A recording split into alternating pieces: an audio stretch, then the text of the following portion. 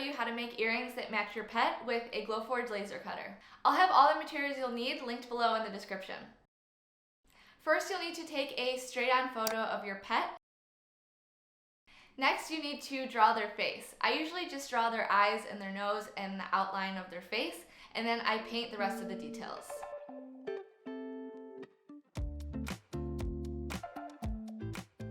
If you don't want to draw your own face, I have a bunch of cat and dog earring templates that I'll link below in the description of this video.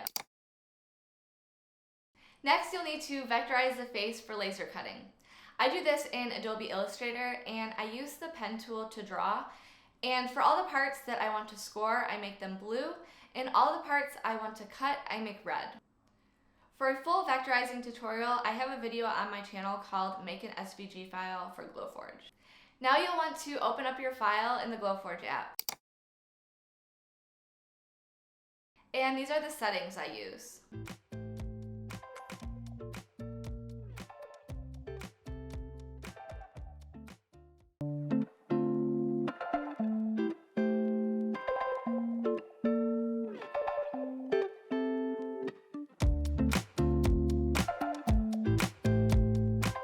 Once you're done laser cutting, you have to glue the earring posts to the back, and I've discovered that the bigger the post pads are, the better they're going to stay glued.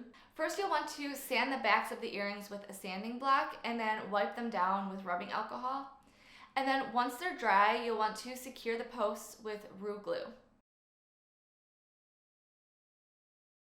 I let the glue dry for about 24 hours, and then once they're set, it's time to paint with Craftsmart acrylic paint.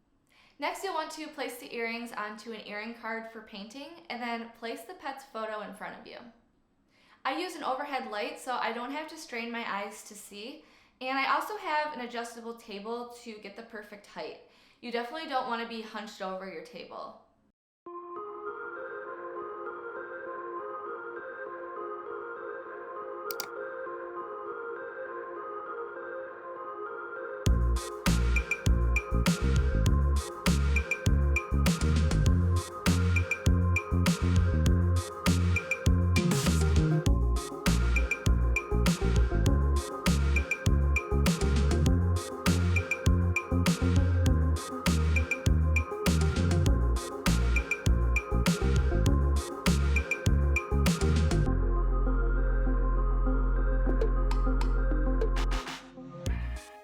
And finally, I do the nose and the eyes, and I like to use a toothpick for the eyes just because I find that it's the perfect size.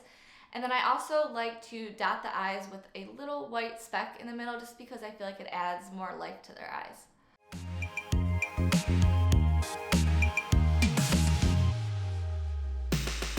Once you're done painting, it's time to seal the earrings. I like a glossy finish, so I use Aleene's Glossy Sealer.